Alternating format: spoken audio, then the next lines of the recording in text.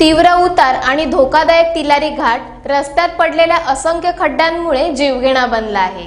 मुळात या घाटातून अवजड वाहनांना बंदी आहे, तरीही शेकडो वाहने याच घाटातून ये-जा करतात।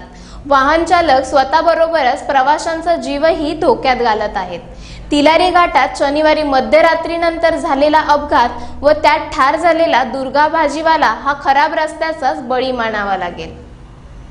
तिलारी घाटातून काढलेला तिलारी नगर ते विसघर दरम्यानचा रस्ता खाजगी आहे। विसघर येथे विद्युत निर्मिती केंद्र आहे।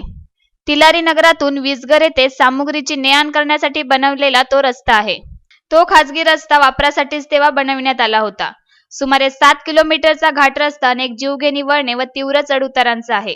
शनिवारी मध्यरात्रीनंतर ज्या वळणावर अपघात झाला त्या वळणावर अनेक अपघात झाले आहेत। अनेकांचे प्राणही गेले आहेत। तीव्र उतार व धोकादायक वळण त्या अपघातांना कारणीभूत आहे। तसाच तिथला खराब खड्डेमय रस्ताही कारणीभूत आहे।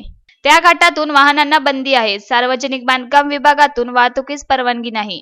अपघात झाल्यास विमा संरक्षण मिळणार नाही। तरी एसटी गाड्या, अवजड वाहने, डंपर या मार्गाने बिनधास्त ये-जा करीत आहेत। पालकमंत्री दीपक केसरकर यांनी पोलीस, महसूल व बांधकाम विभागाला अवजड वाहनांना रोखण्याचे आदेश दिले होते। तरी आजही त्या घाटातून अवजड वाहने ते आदेश धाब्यावर बसवून पोलिसांच्या कृपेमुळे राजरोस ये-जा करीत आहेत। घाटाच्या पायथ्याशी असलेल्या अवजड वाहनांना प्रवेशचा बंद फलक नुसता धुळकात पडला आहे। त्याला कोणीही गंभीरपणे घेत नसल्याने वाहनांची ये-जा सुरू आहे आणि वाहन चालकांची मालिकाही।